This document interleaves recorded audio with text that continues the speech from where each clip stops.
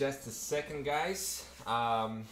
Where's our usual show? And we are live. Awesome. So, what is going on? Vitaly Dubin is here, founder of Bitcoin's Walls Club, and this is Today in Crypto Show, where we are covering the latest and greatest news that are happening in the world of Bitcoin, crypto. Crypto never ever sleeps. So, welcome to the show, and it's always great to stay up to date every single day because who's going to win? The bears or the bulls? You know, is Bitcoin going to moon or it's going to go down? Like, what is happening? And are we seeing development? Are we seeing new adoption? Are we seeing movement? And what will be the catalyst for the next bull run? This is some of the things that we will answer in today's show. So as you can see, the markets right now is at $245 billion, a slight 10 billion less than it was a couple days ago. Bitcoin is trading at $6,190, a couple of $100 points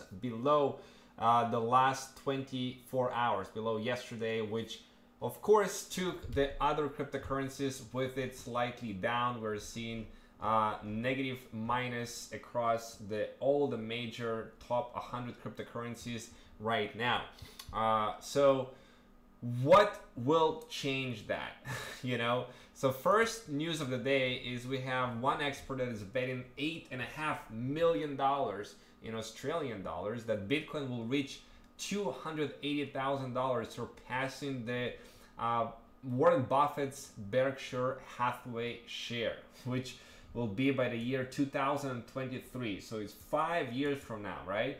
And if he is right, he is basically going to win $1.2 billion in this bet. So it's pretty big bet, you know, pretty substantial bet on $8.5 million.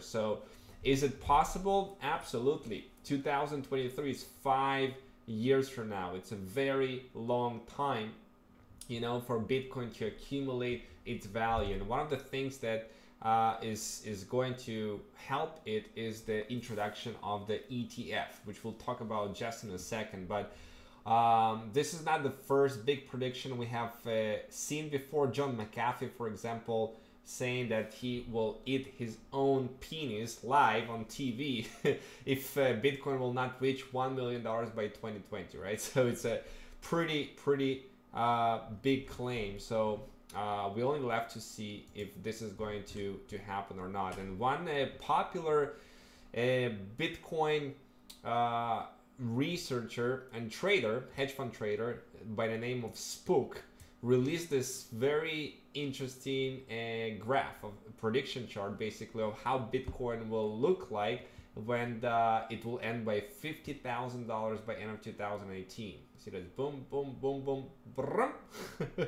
You know, and he also shared why he thinks so, right? Why he thinks 50,000 is possible for Bitcoin 2018. The logic is pretty simple. In order to have 20-fold gains within a year, which happened to Bitcoin 2017, you must expect 50 to 80% losses as well, and anticipate that. So the chart provided that. So we went from $20,000 to $6,000, which is about 70% loss in this year so far.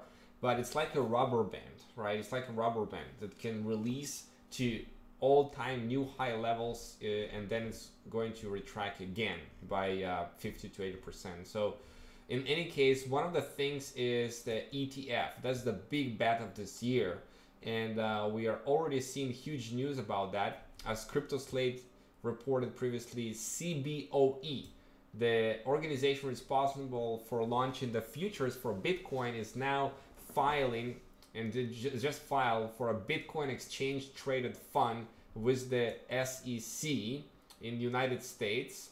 And increasing the probability of the first ever Bitcoin ETF being approved by the SEC.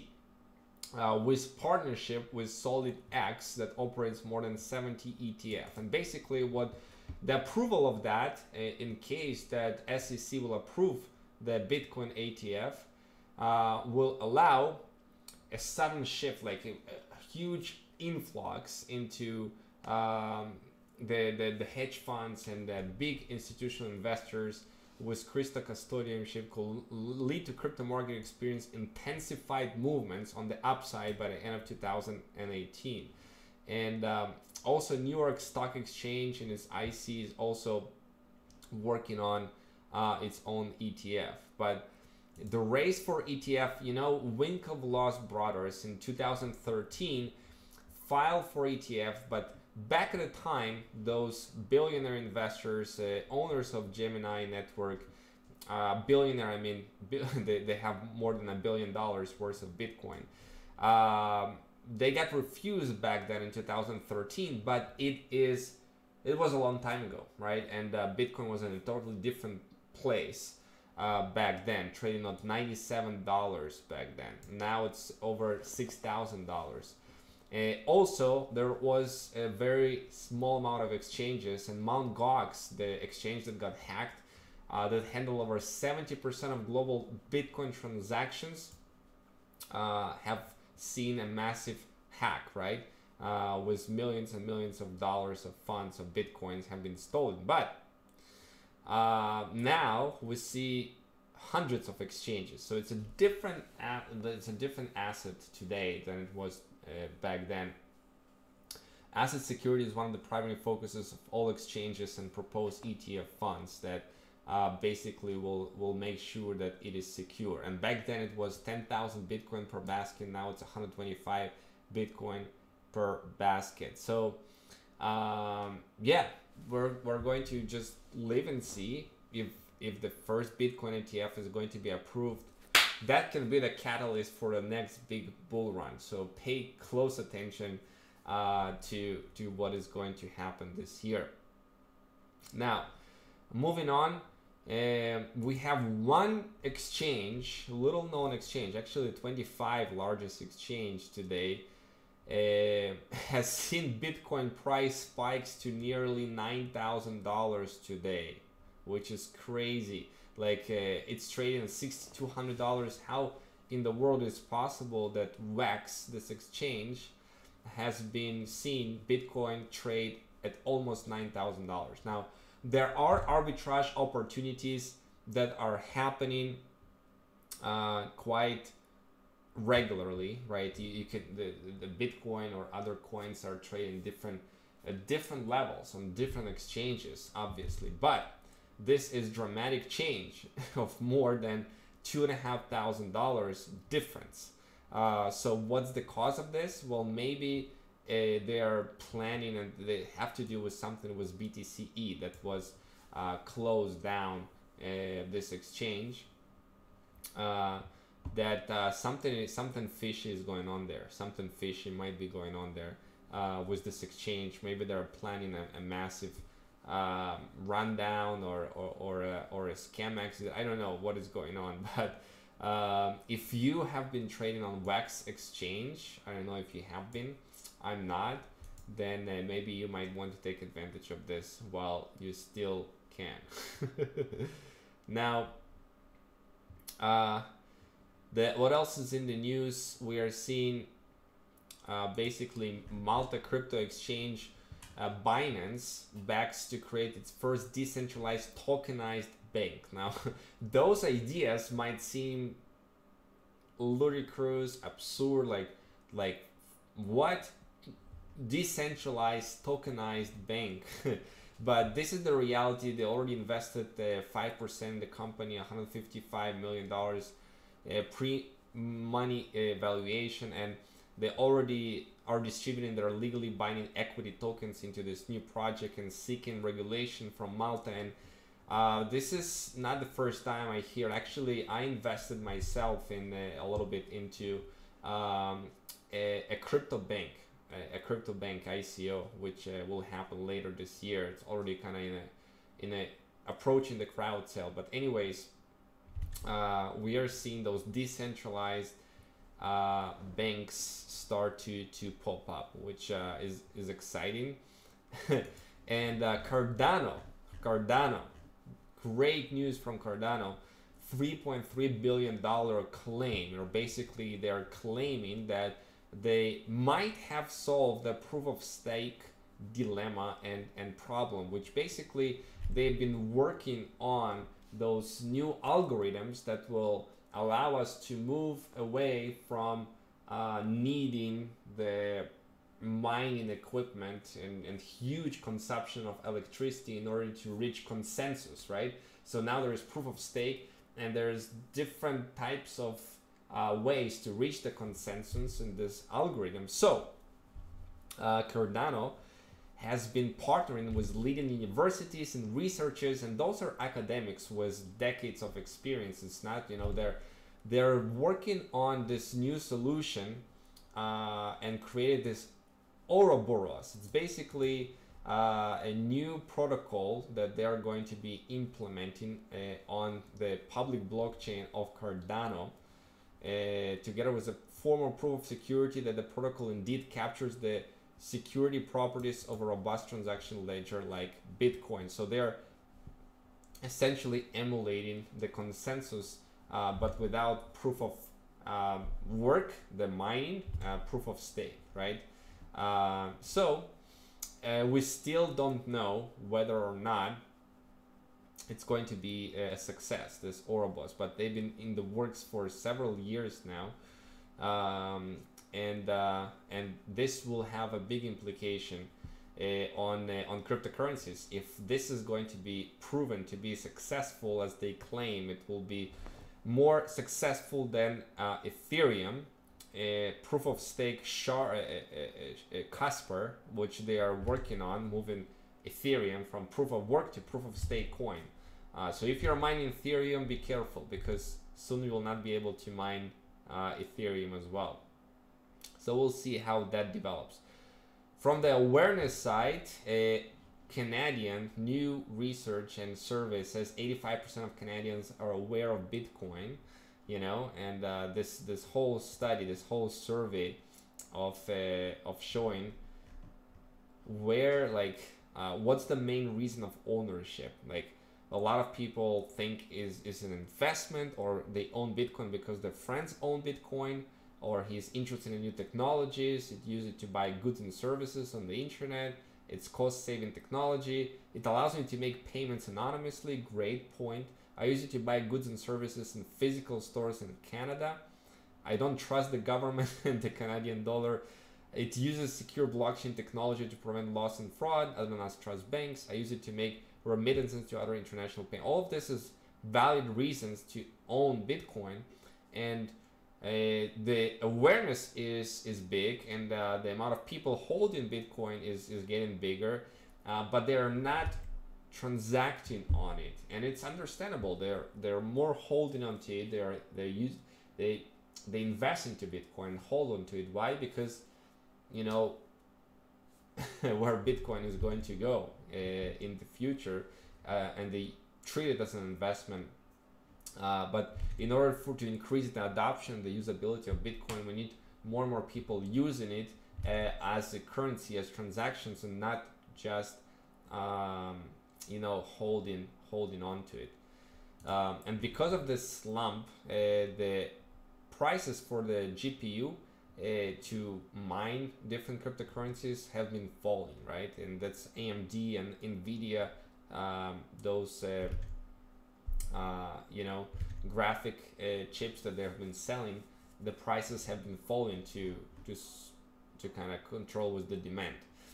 Now, interesting piece of news today about some Israeli programmer that tried to sell an iPhone malware from its security of the country firm that is, you know, he's been engineer working for an Israeli country to secure, you know, for a military and the government and stuff like that, and he was trying to sell this malware, basically a program that if you install it on any iOS Apple device, it will take all of your passwords, it will take all of the sensitive information from the devices. And imagine if that would go into the wrong hands, you know.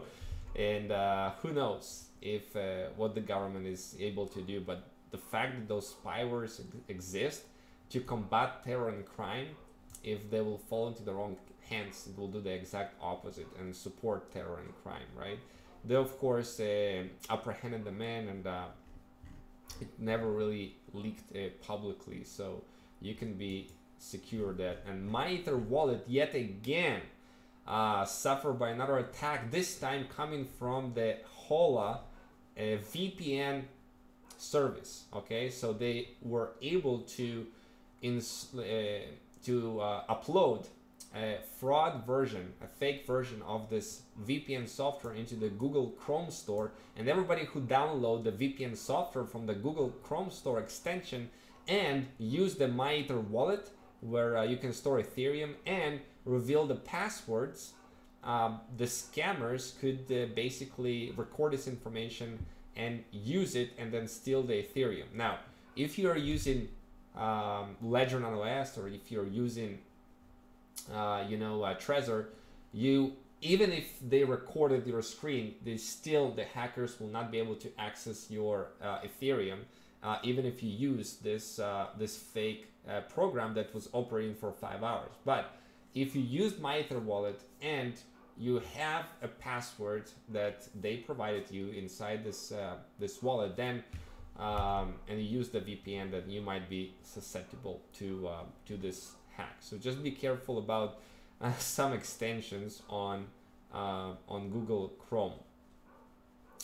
Now, interestingly, there are some blocks that are recorded with 2 megabytes. You know how the Bitcoin mining blocks, they're all 1 megabytes by the protocol. Now, there's the first 2 megabyte Bitcoin blocks were mined this weekend, and you can see that there was several of them, and this is happening because of the SegWit and more adoption on the SegWit. I don't want to go into the technical side of this. You can read this article, but this is a soft fork of Bitcoin, which means that the protocol really didn't change, but there is a slight modification of the network, and those nodes, those computers, those miners that have adopted SegWit, which is about 40% today of all transactions conducted on the Bitcoin blockchain, responsible for miners using the SegWit. So it's almost half, right? This is what's responsible for the bigger megabytes. Not that you really need to care about that, but there are more and more ways today to short sell Bitcoin, and this is probably why the prices have been falling since December, as they announced the futures market for Bitcoin in December 2017, when people could bet on Bitcoin prices going down, and they went down indeed this year, and this, for a lot of people, say, shorting cryptocurrency, although it's risky, etc., but it is more legitimizing Bitcoin as a financial instrument, as a financial product, and the appearance of those short selling Bitcoin, like betting on the Bitcoin price going down, make it further solidify Bitcoin as a solid financial investment. So of course it's risky. I don't recommend that you do that, because margin trading, all of that stuff, it's way too risky, especially for beginner traders in Bitcoin cryptocurrency. And finally, news for today is Coinbase doesn't stop innovating, even though the downloads have been decreasing and the popularity has been falling for Coinbase, the largest company in US, and has been the #1 app in December 2017 in App Store, even bigger than YouTube, Facebook Messenger, Instagram, Snapchat, Amazon, and others, which is really cool for them. Since then, the popularity of Coinbase got down, but nevertheless, they keep innovating. They just launched Coinbase Custody, open for business, providing secure storage of crypto assets for institutions in both the US and the Europe. So it's another thing that I'm really betting on, among with the ETFs, that the Bitcoin prices are going to surge. So those were the news for today in crypto, and hopefully, guys, that you are having a great week, and that you are fully participating in the Bitcoin crypto markets and you are in the game. And make sure to check out Bitcoin's Wealth Club and go through the training and courses and our wealth building vehicles and inside our membership, what we are teaching to learn how to take advantage of Bitcoin crypto in the most effective way to grow your wealth. And I'm going to see you in the next